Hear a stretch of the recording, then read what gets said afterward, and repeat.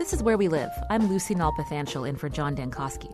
Tomorrow is November 11th, first designated in 1919 by President Woodrow Wilson as Armistice Day to mark the end of World War I.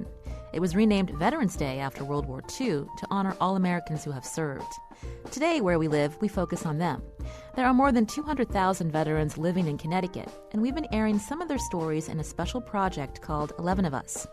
Later this hour, we'll talk with a New York filmmaker about a new documentary called Thank You for Your Service.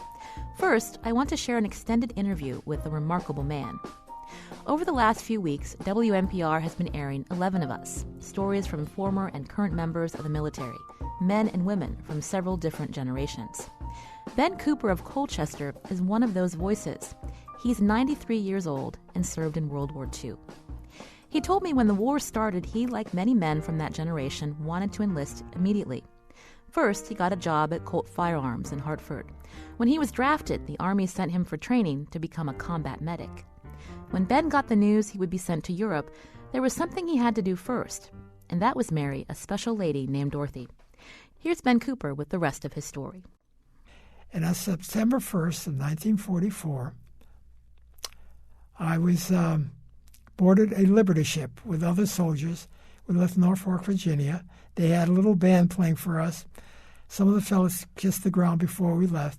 We got on a Liberty ship. It was not that big. And we went out into the Atlantic Ocean. And there we joined what is known as a convoy, 100 other ships, just like the one I was on. And we had Navy destroyers that kept us company when we went across the Atlantic.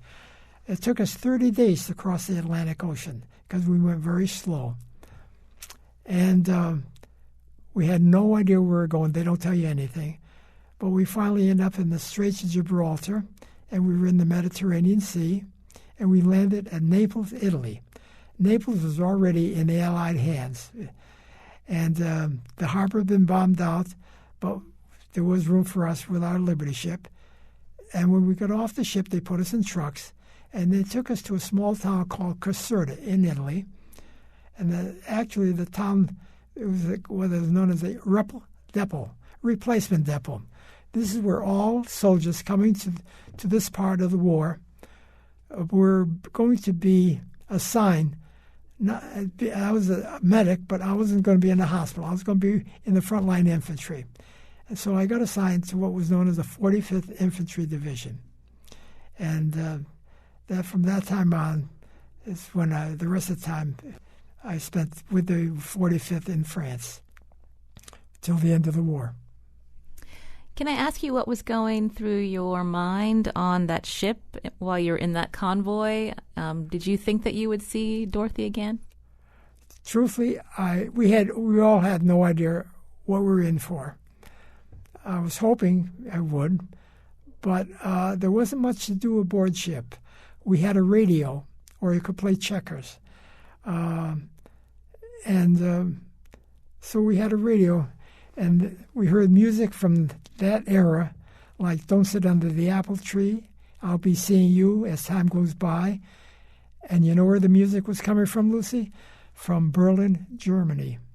There was an American woman who worked for the Nazis, and her name was, 1 minute, my mind went blank all of a sudden at my age. Oh, Axis Sally.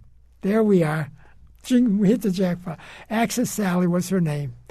She would broadcast every day to us, play the music, and in between, she would say, we know where you're going, we know what you're going to do, give yourself up, and we'll treat you humanely, and all that bunk. Now, the soldiers in the Pacific also had music similar to ours. It was come from Tokyo, Japan. The woman was called Tokyo Rose. I think it was a Tokyo Rose. And she would broadcast the similar music with the same propaganda about giving yourself up. But as I say, there wasn't much else to do on board ship. We used to sometimes, there were no lights aboard ship at night, but we had the Navy destroyers circling us in case there were any German U-boats in the area. We used to, someone knew about the stars and where the North Star was, but basically there was nothing to do. But as I say, we landed in Naples, and that's when I got assigned to the 45th Infantry Division. And I found out I was not going to be in the hospital, but I was going to be in the frontline infantry outfit. We're hearing an interview with World War II veteran Ben Cooper of Colchester, who's sharing stories from his military service in Europe. He served as a combat medic with the U.S. Army. So you said that you were sent to the front lines. Yes. What was that like? Well, let me just tell you how it happened. My outfit was called the Thunderbird Division, the 45th Infantry. So we boarded a Navy ship, and this took us to Marseille. It took us 3 days to get to Marseille there. The ocean was very rough. We were all seasick. But when we got to Marseille, France, the harbor had also been bombed out, and we were some distance away. So what they did, we were issued duffel bags where we carried all our belongings in. They took all our belongings and put them in a big net and brought them to the shore and dropped them there. And we were to pick out our own duffel bag when we got to shore. We had to climb over the side of the ship, and we got into small boats called duck boats that took us to shore. Our duffel bags, the only identification they had on it was our name and our serial number. The serial number is 8 numbers that's your sign when you enter the service, and this is your whole identification.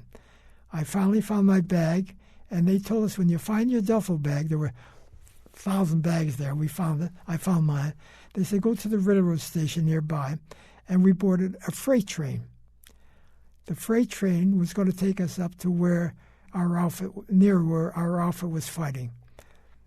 And the freight trains had no latrines, just plain freight trains. These were the freight trains that the French used in World War I.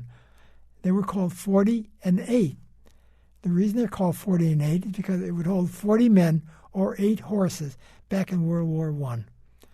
It took us another 3 days to get to the center of France, and the train stopped. We got off the train, and they broke us up into small groups, probably 40 in a group, and they sent us to nearby farms in that area to get acclimated before they brought us up to the front. I was at this farm, and one of the first things I did was to meet the other soldiers. I'd say, what state are you from, and so forth. One fellow said he was from Newington, Connecticut, which is just outside of Hartford. And he was only 18 years old, a young fellow, and he was a rifleman. And so while we were there, every night they had a big barn there, and we went into the barn. We watched movies from home. I think it was 60 millimeter movies. But the night before they were going to bring us up to the front lines, they told us that we couldn't sleep on the floor, which we normally did every night. We had no idea why we couldn't sleep there. So we slept in the loft in the barn. And we woke up in the morning, we got our first shock of our life. In almost every infantry outfit during World War II, there's a group of American soldiers called Graves Register. What these soldiers do is go out into the field when the shooting has stopped, pick up the American soldiers that had just been killed, and bring them back to one particular spot. This happened to be the spot that they brought them back into. We woke up and the whole floor was covered with American soldiers, still in their uniforms, just lying there. And it was the next day, we boarded trucks, and they took us closer to the front. I can't imagine waking up to that sight and then knowing that you're now going to the front lines where these men were. I mean, how did you reconcile that in your mind as you're headed there? We're all in the same boat. There's a whole group of us. It wasn't just me. It's not like you're saying, "Hey, I don't think I want to do this. I want to go home." You're there for a purpose, and you just do what you have to do. And so they brought us closer to the front, and they said we were in this town of Epinal, it's called, and they said, "Watch the soldier in front of you." We marched in the line in the town. Whatever he does, you do. If he falls down, you fall down, because they were shooting artillery shells at us. And naturally, the soldier in front of me, he was like a seasoned soldier. He knew when to drop or what to do. There's no way to protect yourself from an artillery shell if it's going to hit you. You never knew when your number was up, either from a sniper or from artillery or whatever. Even at 93, Ben told me there were moments of the war that remained with him. A memory that haunted him for years was what he saw when his unit, the Thunderbirds, liberated Dachau concentration camp. Now, you're asking about Dachau concentration camp. We had no idea that there was a concentration camp called Dachau. The commander from the 45th Infantry Division got orders to secure a camp. Don't let anybody in, don't let anybody out. But his orders, he took as many men as he needed, and he also took some tanks. They had to fight their way into the camp. The guards were shooting at our soldiers, and they had to fight their way in. They overcame the guards. They got through the gates, and what they saw was unreal. Our troops that were there the first day vomited. They got sick at what they saw. I was not there the first day. I was there the third day. My group and I, we went on to Munich, which is further into Germany, big city called Munich. We had captured Munich, and within a day or so, they told us, you're going to go back to visit a camp. We had no idea what kind of camp. We just thought it was a camp. I didn't have my camera with me. It probably didn't have any film anyway. And they put us in trucks, and we came to the camp called Dachau concentration camp. The camp was 3 miles square. It had a big iron gate at the entrance. There was electrified wire all around, but that was taken care of when our troops got there the first day. And on the fence it said, on the iron gate, it said, Arbeit macht frei, work will set you free. Horrible saying, never true. But they let us into the camp, but they wouldn't let us go to any other part of the camp because there was so much dysentery and typhus around. It's very contagious. But they did let us go into one big open field, like a football field. And they said, you wait there. Those that can walk will come and talk to you. The others are still in their barracks. There were about 32 wooden barracks in the camp, single-story buildings, wooden. It was built in 1933, the camp was. It was one of Hitler's first camps that he built, concentration camp. It was supposed to hold about 400 inmates. It was now holding about 1,600 in each building. The sick, the living, and the dying in each building were in one place. Very few latrines. The disease was widespread there. When we got to the camp with my group, the air, not even at the camp, before we even got to the camp, we could smell this burning flesh. It was like a very acrid smell. We said, what's going on here? We weren't at the camp yet. But when we got to the main camp, it was horrible. Help came from everywhere once we liberated the camp. There were other outfits that also liberated the camp. But my outfit, they were considered one of the first to be there. When you saw these atrocities, how did it impact you personally? When I was at this open field, we waited and waited, and finally we saw some people coming toward it very slowly. A lot of them were dressed in like blue and white faded pajamas. Some were dressed fairly well. And when they got to us, they hugged us, they kissed us, and they gave us names of people they knew in the United States. It was so traumatic, I can't tell you. I couldn't tell men from women. I was just overcome, and so were my buddies. It was something I'll never, ever forget, what the bastards did to innocent people. And this was just a small part of it. And as I say, it's something that lives with me every day. After the war, in the state capitol in Hartford, they have a memorial every year for the Holocaust. And I usually wear my Eisenhower jacket, just like I'm wearing now. And I try to attend it every year. I was there one year, and a man walked up to me in civilian clothes, and he recognized the Thunderbird emblem. And he said to me, I remember that. And I said, why, were you at Dachau? He said, yes. He was there with his wife as inmates when we liberated the camp. We became good friends. That was in 1996. In 2006, I went to my cardiologist in Hartford, St. Francis Hospital. He said, Ben, you got a blockage. And I had to have open heart surgery. The surgeon that operated on me, the cardiac surgeon that operated on me and saved my life, was the son of these two people that were inmates. That was their son. His name was Dr. Jacob Scheinemann, and he saved my life. And it's just something, what goes around comes around. That's Ben Cooper of Colchester. He's a World War II veteran who served with the 45th Infantry Division, the same unit that liberated Dachau concentration camp. During our conversation, I asked Ben about how he transitioned home after the war. There were no counselors. We didn't have any counselor to, if we had any problems, whatever, we were let loose.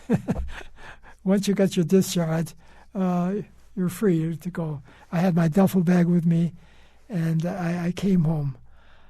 But what I didn't realize, what I had witnessed, was something in my chest. I couldn't get it off. I had a tough time at night, but eventually I'd fall asleep. But it's something I'll never, ever forget. Some of my buddies took to drinking, because drinking was very popular at that time, alcohol. And some become alcoholics from that. There were no drugs like they have today. So really you were on your own to manage the transition. And thank God it's something that I handled pretty well. My religion also helped. I'm not a devout Jewish with religion, but I'm very proud to be Jewish. I'm proud that I serve my country. And it's something you have to work out yourself, and I did. I did work it out. I never told my wife, my children, or my parents about what I witnessed. I had pictures, and I showed them once to somebody, and they said, "Oh, that can't be. It's not real." And I had the pictures, and it wasn't until 1990 when a teacher from Torrington called me up and said, "I understand you're a hero." I said, "A hero for what?" I said, and he told me, I said, "No, I wasn't a hero. I just did what I had to do." He came down, videotaped me in a very nice way. And from that time, I got in touch with schools. And as I say, I've been speaking to schools since 1990. And since I met my friend Henny Simon, we speak together. Schools, colleges, Coast Guard, wherever they want us, we make it a point to talk to students. It's great for them because it's an eye-opener for them, and it's been a healing process for us. We never get over it, but it does heal in some way. It's gratification to see these young citizens growing up to know what happened. They have to be in touch with history, because if you forget the past, you can't have a good future. So you have to remember the past. Being a medic, I saw, while I was with the infantry, many new soldiers coming in, because our soldiers were either killed or wounded. You never knew when your time was up, but I witnessed this quite a bit. And when there was a new soldier, when there was no shooting going on, one of the first things he would do is sit down and write a letter to his loved ones or someone he cared for. And sometimes the same day or a week later, he was gone. He was either killed or wounded. So I became very superstitious, and I stopped writing letters home.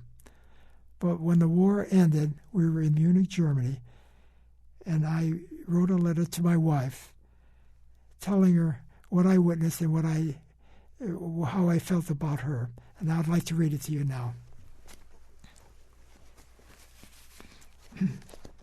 What can I say, my darling, when words I cannot find to express my love for you, my beloved darling wife? And though we're miles apart, you are and have always been right here inside my lonely, aching heart. As I sailed across the ocean blue and through the straits on a liberty to Italy, and there received with so much glee your inspirational letters, which meant so much to me. And then to France, where I was given a job, far different from the one I thought I would have found. Another fellow was doing his part, till the fickle finger of fate had found his heart.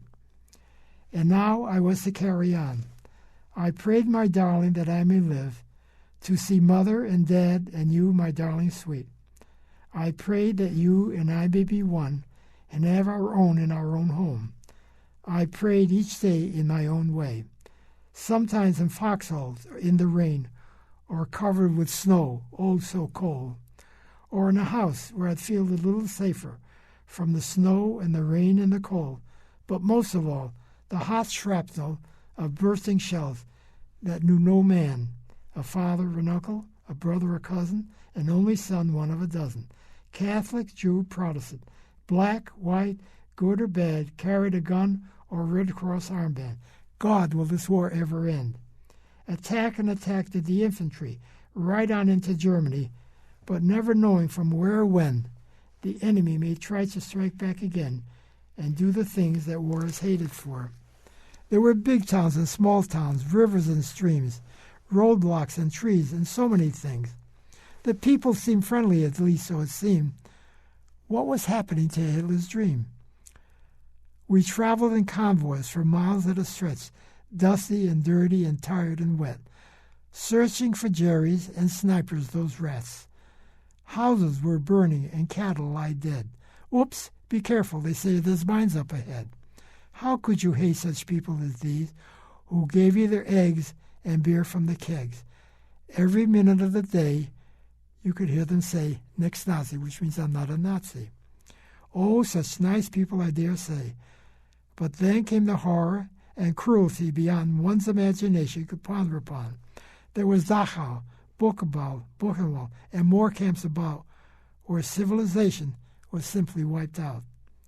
This was our answer to why we fought on, and how our hatred for the Germans was found. And as today I reminisce of all the boys we sure did miss, I cannot help but say a prayer for those who fell.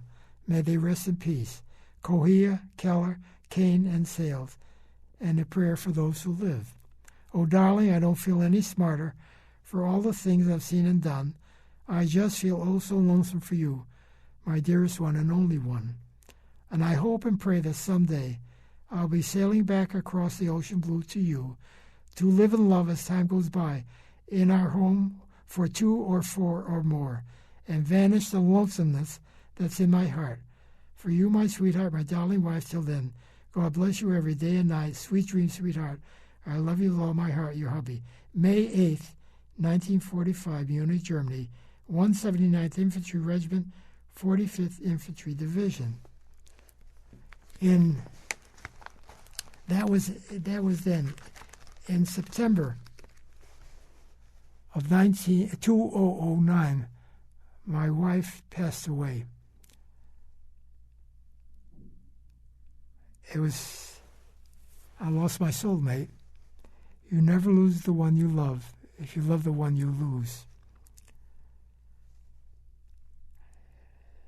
But a year later, I belonged to a group of veterans called the Jewish War Veterans in West Hartford. And my buddy said, "You got to meet someone who's written a book how she survived the concentration camp. She lives in Colchester." And I said, "How do I meet her?" I finally met her. I went to Colchester. She had a farm in Colchester. She gave me the book, and I started reading her book.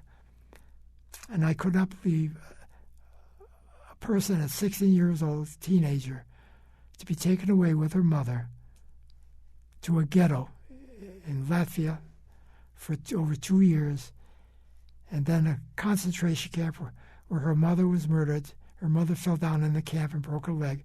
She was sent to the hospital, and eventually they killed everybody in the hospital. Unreal. And so we have teamed up together. We give talks everywhere. She talks as being a survivor, Holocaust survivor, and I talk about liberating the camp. And we become together, and her name is Henny Simon. And so we call it the Henny Benny presentation. And it's our mission in life to let everybody know, and especially school students, high school, college students, civic groups, whoever wants to hear us. We tell it as it was. We don't have to exaggerate. And I have a motto that I live by, we both live by, and I have it printed on my card. And it's very simple. There's still a lot of bullying and hate going on in the country, everywhere. And on the back of the card, it just says, "This is our way to save humanity. stop hatred and bullying by practicing my life-saving motto. No act of kindness, no matter how small, is ever wasted. You can do it. Never give up. And always remember, we all belong to the same race, regardless of your race, your color, your religion, the human race. And this is what we have been doing since then. Well, thank you so much. And if you don't mind, could you just push the microphone towards your son? I just wanted to ask your son, quickly, since you're here, if you could just tell me, what it's like to hear your father, tell these stories so many years later. My name is Rick Cooper, and I'm very proud of my father because his message is so important, especially in these times.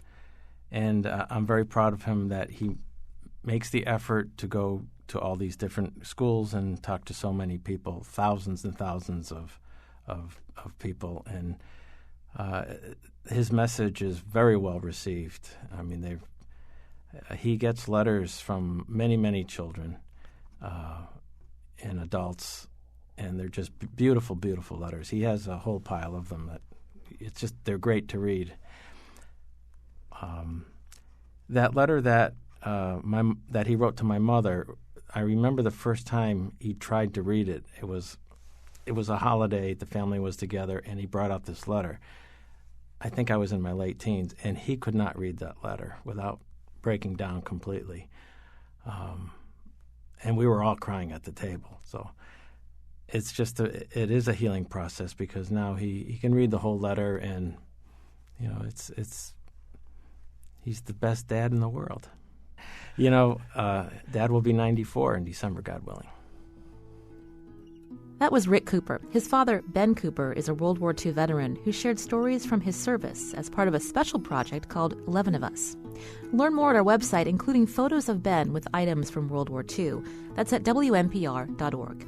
Coming up, we'll talk with the filmmaker about a new documentary called Thank You for Your Service. This is Where We Live.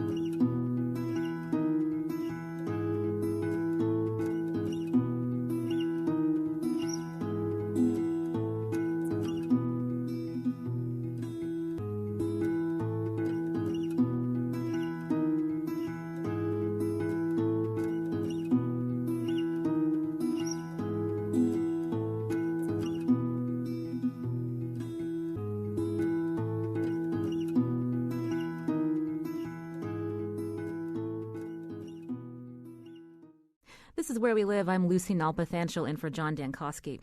In recent years, there has been more attention given to mental health issues facing veterans, given eye-opening statistics like the federal VA's estimate of 22 veterans die by suicide each day. And the New York Times report that more active-duty military died by suicide in 2012 than those killed in combat in the Iraq and Afghanistan wars. A new documentary premiering this Friday in New York City explores some of the reasons behind the suicide epidemic. Tom Donahue is director-producer of Thank You for Your Service. It's the latest project from Creative Venture Media Group. And Tom joins us by phone. Hi, Tom. Hi, how are you? I'm well. I read that you've produced documentaries on a wide range of topics. What led you to focus in on the mental health issues facing veterans? I had an investor from Long Island who had sent me an op-ed by Nicholas Kristof of the New York Times back in 2012, and it was called A Veteran's Death, a Nation's Shame.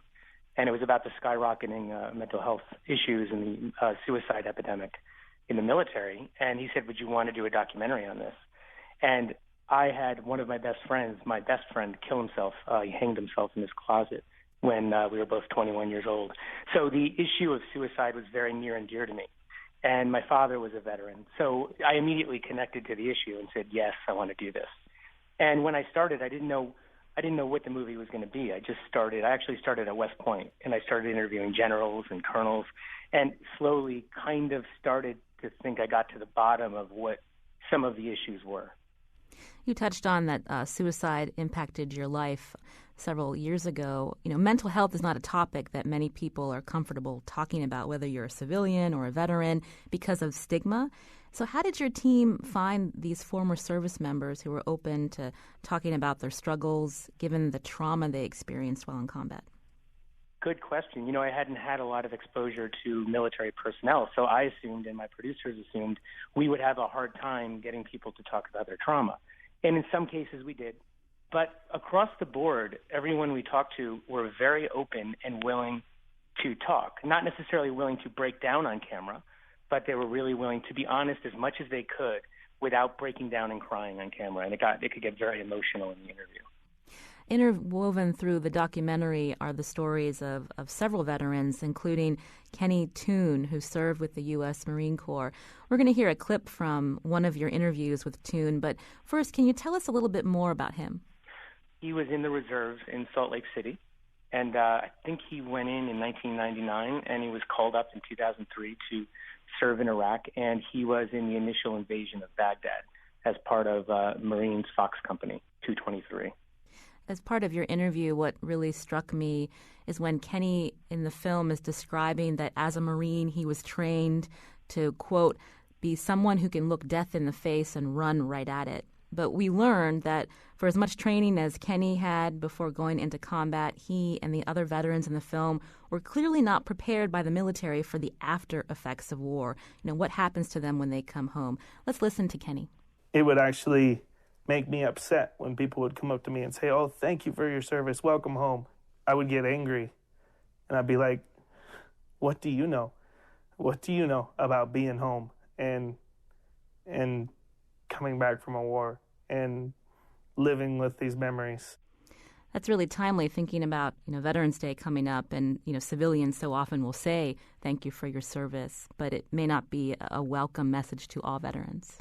One caveat is it is to a lot of veterans. They love to hear that. But what they don't want it to be is to be just a superficial greeting. Shortly after that clip, we learn that Toon suffers from a form of trauma called moral injury. And that might be the first time viewers have ever heard of this. But to me, I thought it spoke to the larger point that just saying that a veteran has PTSD doesn't get to the root of their mental health issues and whether the military or the healthcare system reaches out to help them. Yes, very true. I actually say in the film in an intertitle that there are as many kinds of war trauma as there are physical injuries. And that's something we as Americans don't really think of because of this blanket term, post-traumatic stress disorder. And like a lot of veterans, Toon talks about, he was prescribed pills to help him deal with his trauma, that they were, quote, his way to escape. And that's been something that the VA has gotten a lot of criticism for over the last several years, is over-prescribing opiates and other prescription drugs to veterans. It's not been an easy fix for them. Right, and it's also a problem within the military where the military personnel are actually overprescribed medication as well. And that's part of the systemic issue that I bring up in the military for the need for a kind of an integrated behavioral health corps. The psychiatrists are part of the medical corps, and therefore they tend to prescribe, medicine first and foremost over any kind of cognitive therapy, which the psychologists and the social workers would do, but they actually don't speak to each other because the psychiatrists and the psychologists and the social workers are in a different corps than the psychiatrists.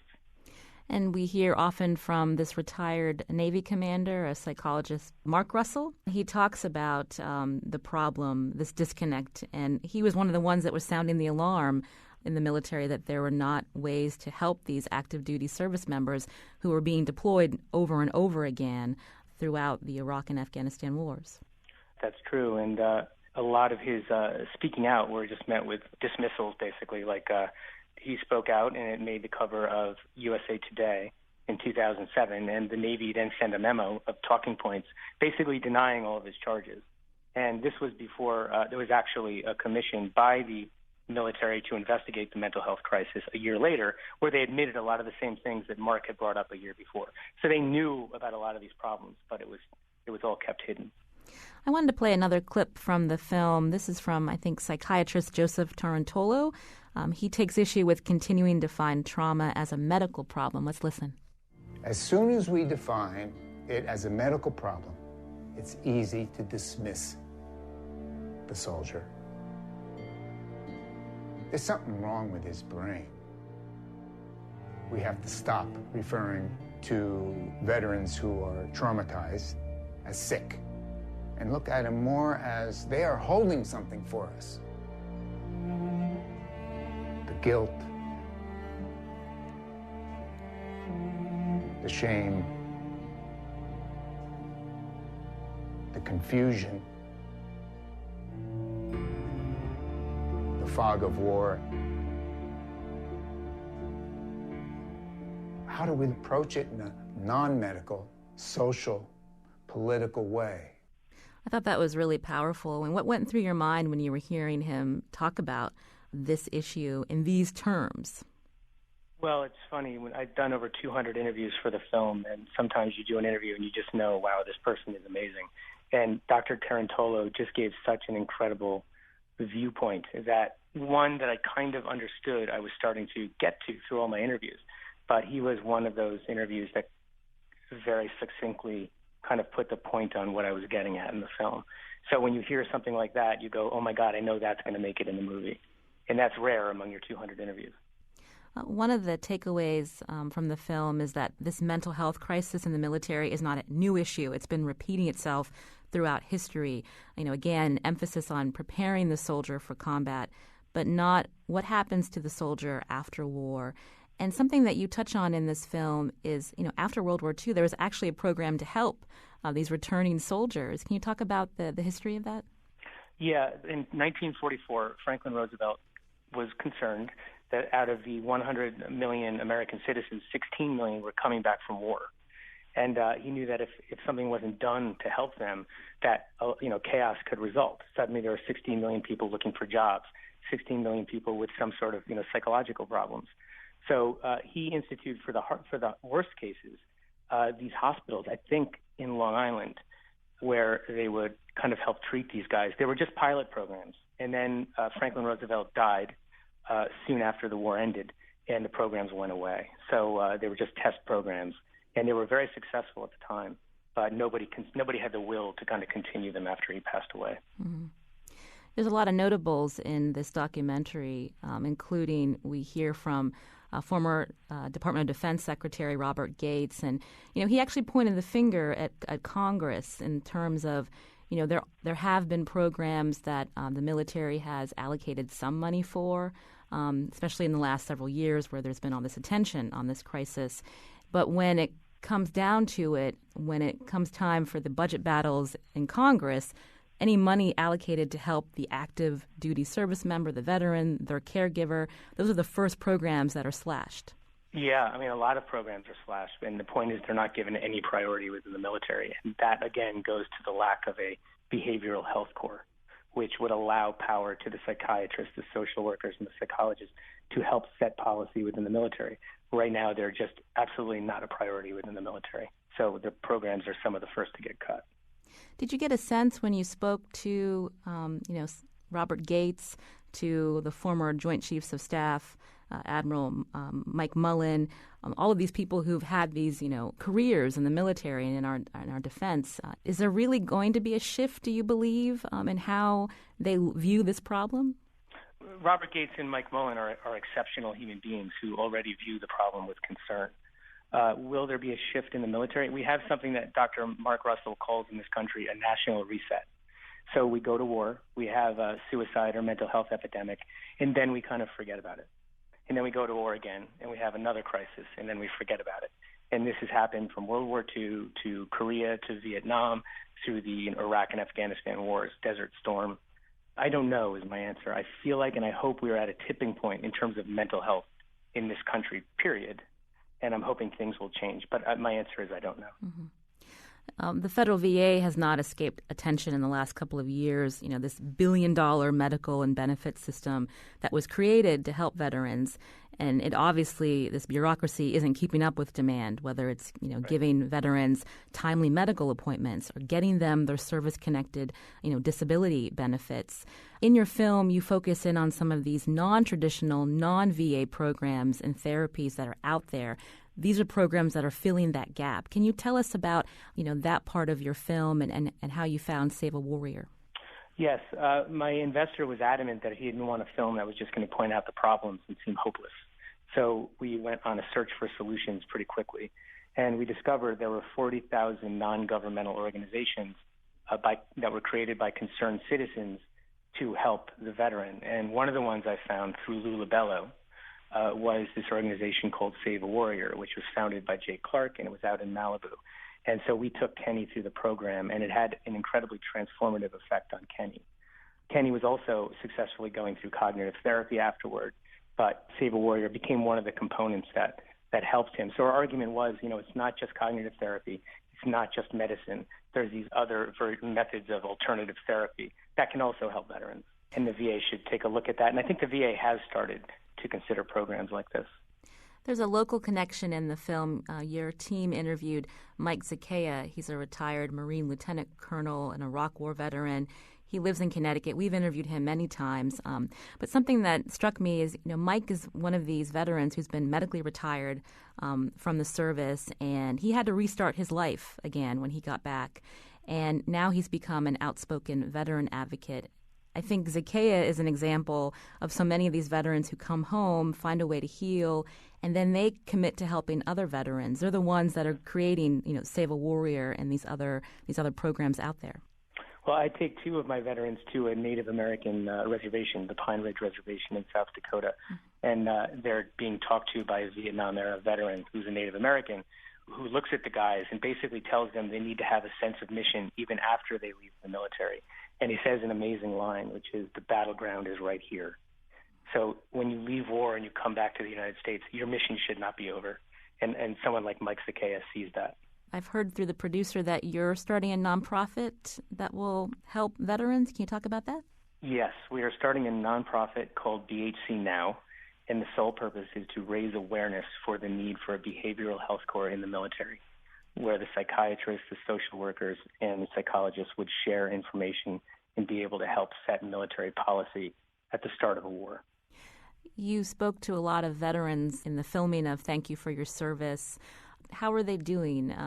Do you still talk with them, when you wrap a project like this? What's the involvement after the fact? Yeah, very much. Most of them are going to show up at the premiere Friday. So that should be a really emotional evening. Lou is actually training Kurdish fighters in Kurdistan to fight against ISIS. Kenny is now married and still living in Salt Lake City, Utah. William is a military social worker in Santa Barbara, California. So they're all doing amazingly well. And Phil works on a horse ranch. So another reason to see the film, so we can follow the journey that these veterans have gone on through the years after their service. I've been speaking with Tom Donahue. He's director and producer of the new documentary, Thank You for Your Service. It premieres at Doc NYC this Friday, November 13th. Tom, thank you so much for joining us today. Thank you, Lucy. I'm Lucy Nalpathanchel in for John Dankosky. Coming up, we hear a story about two women. They call themselves the Hugging and Kissing Grannies, who greet soldiers traveling through airports while home on leave. This is Where We Live.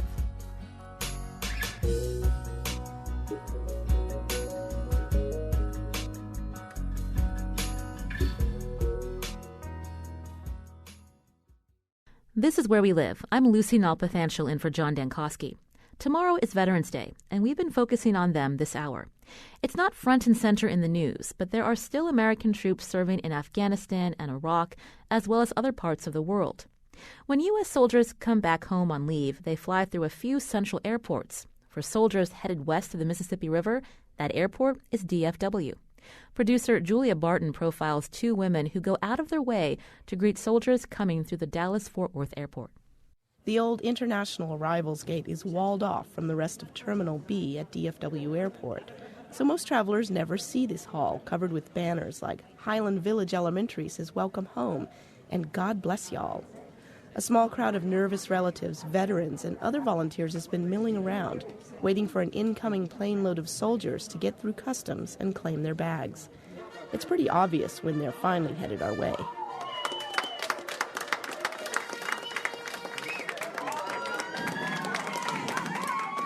The soldiers are still in desert camouflage. They go down the line shaking hands.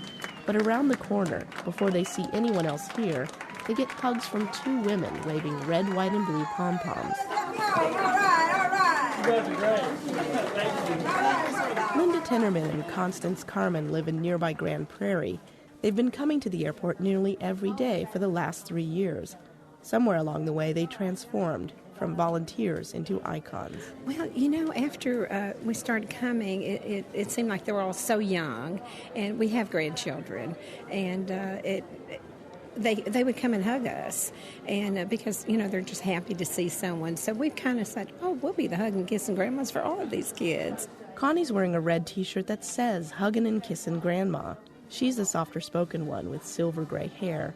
Her longtime church friend and fellow widow Linda wears a matching red T-shirt. Linda's whoops pierce even the bombastic music over the speakers. Well, we're a little loud sometimes. And so I've tried to tone myself down, but I'm just so happy, when they come in, and I really want to greet them. But I've tried to tone it down a little bit because, it alarms some of them. About 120 soldiers run the gauntlet of greeters today. Ian Pounds of the 82nd Airborne Division stands outside, looking a little dazed in the mild sunlight, not sure what to make of his first R&R leave. Overwhelming. Just everybody clapping and stuff. It's a little too much. So, but it's nice because I'm from Austin, so I'm happy to be back in Texas. What are your plans for your break? Just hang out with family. And you want the truth or the public relations thing? I'm gonna study the Bible, hang out with my family, and hang out at the park also. Or not. I want to drink some beer is what I want to do. That's the truth. And Pounds heads onto a shuttle bus to grab a flight to Austin, the last leg of his 4-day journey from Iraq. Down the sidewalk, Sergeant Matthew Hibbert is waiting to go to Kansas City. He's been in the military for 9 years, so he knows that rest and relaxation leave isn't always relaxing. You expect everything to be put on hold when you got back, As far as you're concerned, wherever home is, you're expecting it to change, but everything does. So when you get home, it's like, wow, they tore down that old place there. Oh, my wife dyed her hair again, or just little things that you're not quite expecting. Hibbert's happy to have the warm welcome when he flies into DFW Airport, and it seems like a lot of soldiers cherish the huggin' and kissin' grandmas. Some are on long layovers here, so the grandmas take them out to lunch or dinner. They're kind of a neutral way station between the fraught worlds of family and military life. There's a lot that they're going through, and they are happy to see a grandma image when they come back. They really are. And sometimes they'll kid around with us, and other times they have serious things in their mind they like to talk to us about. Like the soldier who called his wife to pick him up from the airport, only to find out he was being divorced. Connie and Linda say they're constantly urging young soldiers not to get married while on leave, because they've seen so many of these relationships crash later. Most of the soldiers they only see briefly, but twice. First when they fly in, and then 2 to 3 weeks later, just down the terminal, when they reassemble and are put back on military duty. 03035 remains in effect. Regular 155 state consumption of alcoholic beverages is prohibited while in duty status or while in uniform. It's not so festive in this part of the terminal. Here, Connie and Linda stash their pom-poms away. They line up with a few other volunteers to say goodbye to the soldiers. They're standing in for a lot of anxious moms, like one who tracked them down to send an email later. She was so thankful that we were here and could not believe that we would wrap our arms around her son, a total stranger, to send him off. Grandma loves you. Some of the soldiers have teddy bears, souvenirs from loved ones, strapped to their military-issued backpacks. They look preoccupied and sad. Handshakes and hugs seem like a choreographed consolation in the face of casualties, extended deployments, or the isolation of life on base. But no one turns them down. In Dallas, I'm Julia Barton. Thank you, Grandma. I'm in Hawaii. A Hug on the Way Home was reported and produced by Julia Barton. You can check out more of Julia's work on PRX at prx.org. Our show is produced by Lydia Brown, Tucker Ives, Betsy Kaplan, and Josh Nalea. Our technical producer is Kyone Wolf. WNPR's digital editor is Heather Brandon. The executive producer of Where We Live is Katie Tolarski. You can continue this conversation on our website, wnpr.org/wherewelive. I'm Lucy Nalpathanchel. Thanks for listening.